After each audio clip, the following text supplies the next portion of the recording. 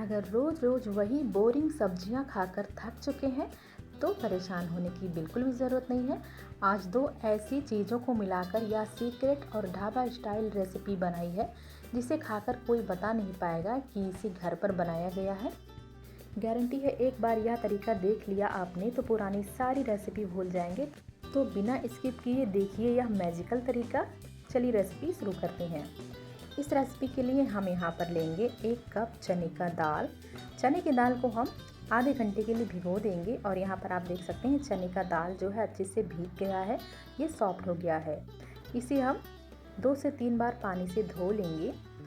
उसके बाद में हम लेंगे एक मिक्सर ग्राइंडर जार और जार में हम ट्रांसफ़र कर देंगे चने का दाल। आज की रेसिपी अगर आपको पसंद आती है तो वीडियो को लाइक कीजिएगा, चैनल को सब्सक्राइब कीजिएगा और ज़्यादा से ज़्यादा वीडियो को शेयर कीजिएगा। तो चने दाल को हम पीस लेंगे थोड़ा सा पानी डाल के। हल्का सा पानी डालना, ज़्यादा पानी नहीं डालेंगे, नहीं तो दाल पीसने के बाद में गीला हो जाएगा। तो देखिए बहुत ही कम पानी डाला था और दाल को पीस के तैयार कर लेंगे इस तरीके से। तो दाल को पीस के तैयार कर लिया है। यहाँ पर देखिए 2 मीडियम साइज़ के आलू को हमने उबाल के मैश कर लिया है। पिसे हुए चने दाल में हम मैश किए हुए आलू को इस तरीके से देखिए ऐड कर देंगे।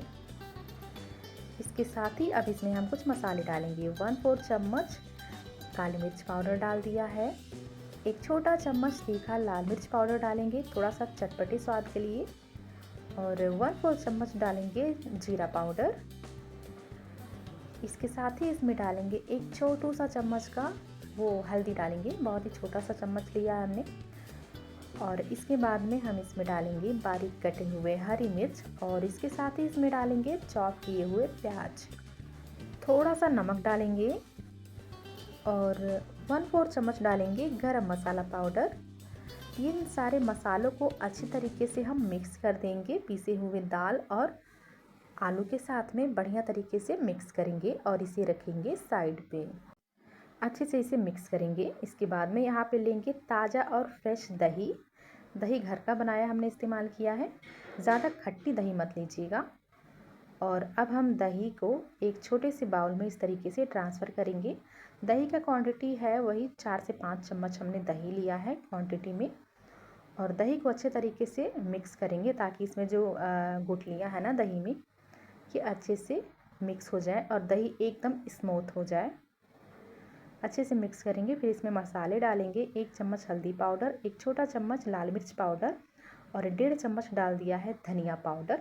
1/4 चम्मच काली मिर्च पाउडर, 1/4 चम्मच जीरा पाउडर और आधा चम्मच कश्मीरी लाल मिर्च पाउडर अच्छे कलर के लिए। मसालों को दही के साथ मिक्स करके इस तरीके से हम इसे 10 मिनट के लिए ढककर छोड़ देंगे ताकि जो मसाले हैं अच्छे से फूल जाएं, जिससे कि रेसिपी ना बहुत ही ज़्यादा लाजवाब बन के तैयार होगी।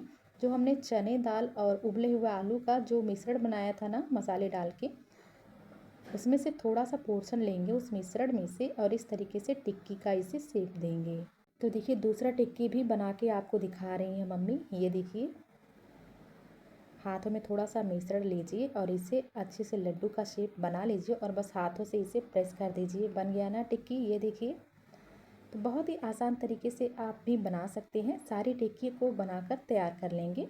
कढ़ाई में डालेंगे तेल अच्छे से गर्म हो जाएगा तो उसमें हम एक एक करके इन सारी टिक्की को डाल देंगे। ये देखिए कढ़ाई में जितना जगह होगा उतना ही टिक्की को डालिएगा, ज़्यादा नहीं डालिएगा, नहीं तो ये चिपक सकते हैं और टिक्की जो है टूट सकती है। लो मीडियम फ्लेम पे हम टिक्की को अच्छे तरीके से फ्राई कर लेंगे। जैसे आप पकौड़े तलते हैं ना, सेम उसी तरीके से अलटते पलटते हुए दोनों साइड से इन टिक्कियों को फ्राई कर लीजिएगा। और बनने के बाद में तो ये बिल्कुल पकौड़े के जैसे लग रहे हैं, तो इसे पकौड़े भी कह सकते हैं दाल के, क्योंकि हमने इसे दाल से बनाया है ना, चने दाल से। यहाँ पर देखिए टिक्की यानी कि पकौड़े बनके तैयार हैं। ये देखिए अब हम इन्हें निकाल के एक प्लेट में रख लेंगे इस तरीके से। इसी तरीके से हम सारे ही पकौड़े बना के तैयार कर लेंगे। तो सारे पकौड़े बना के तैयार कर लिए हैं। बचे हुए तेल में डाल देंगे 2 से 3 लौंग, 1 तेज़पत्ता, 1 दालचीनी का टुकड़ा। इन सबको हम ज़्यादा नहीं, हल्का सा भून लेंगे चलाते हुए।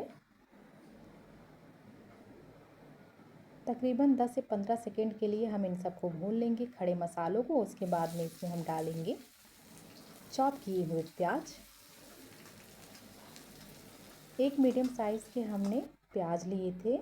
प्याज थोड़े सॉफ्ट हो जाएंगे तो ग्रेट किए हुए लहसुन को इसमें डालेंगे और लहसुन को भी थोड़ा सा भून लेंगे 1 मिनट के लिए, ताकि लहसुन का कच्चापन चला जाए।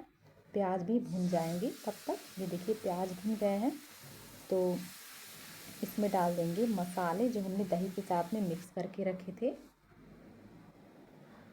अच्छे तरीके से मसालों को चलाते हुए मिक्स करेंगे।